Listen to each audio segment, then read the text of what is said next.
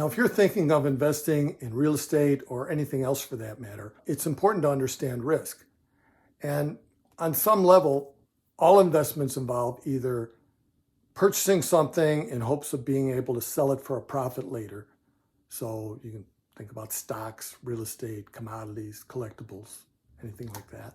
Or maybe lending our money to someone in hopes of them paying it back with interest, like bonds, CDs, mortgage notes, etc., right? And this is the essence of equity, ownership, and debt, lending. And of course, we expect lower risk investments to offer lower returns and higher risk investments to offer higher potential returns, but all investments involve some level of risk. And there are two really critically important factors to understand when we look at risk. The first is our individual investor profile. In other words, what type of risk is appropriate for us, right? And the second is to thoroughly understand the risk involved with the particular investment that we're considering. Now, as investors, we all want great returns, right? So, of course, if one investment makes more money than another, people would say, well, that was a better investment. And in hindsight, it's simple for anyone to say that the investment that made the most money was the best and the one that lost money was worse. But the problem is that we can't possibly know in advance how things are going to turn out.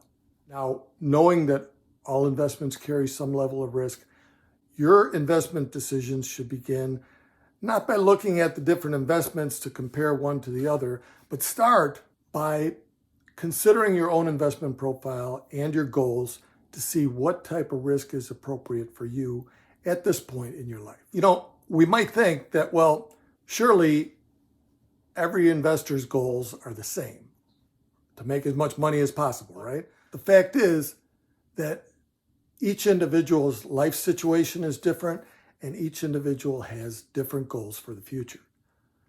And with this in mind, financial planners normally group investments into two main buckets. There are growth investments and income investments. And with growth investments, the goal, of course, is to grow your capital and build wealth.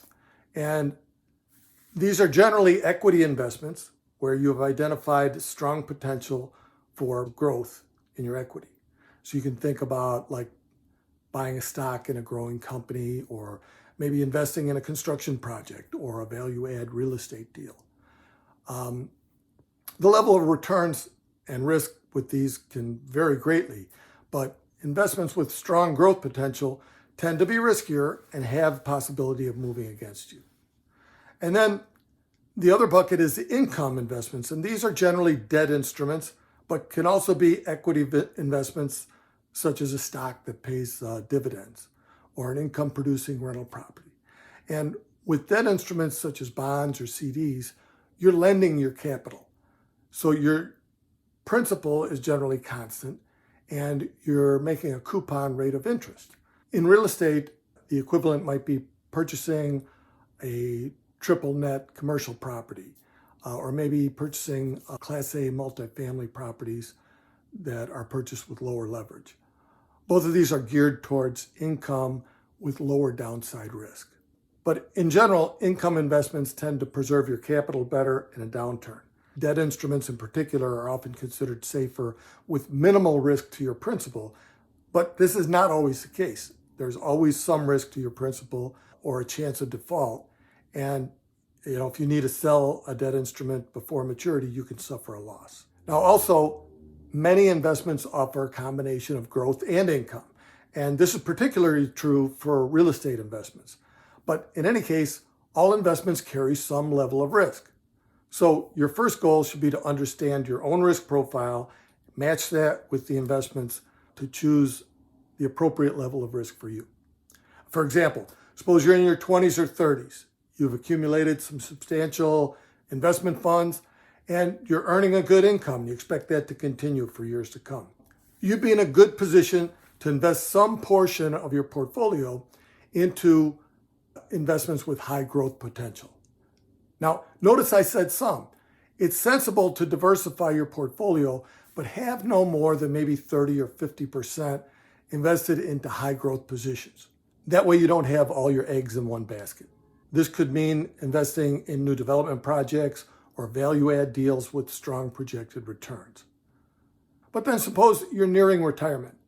You have a comfortable amount saved for retirement, and you're planning to stop working in a few years. You'd want to begin shifting your investments towards income-producing investments with less risk, because at this stage, it's more important for you to preserve capital and avoid big losses than to aim for big gains. The potential reward just doesn't justify the risk, right? So real estate equity investments are similar to stock market equities in that you can invest for growth, for income, or for both. You could purchase a property to sell for a profit. And this could be, say, a new construction project or a fix and flip. Or you could purchase an income property and operate it for the rental income.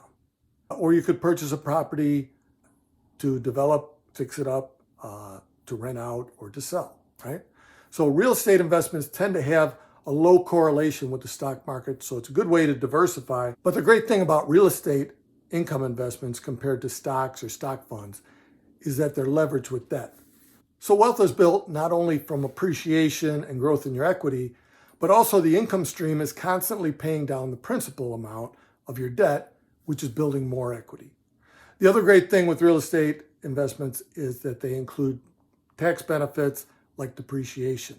And these tax benefits are going to help you to keep more of your capital and to compound your investment better.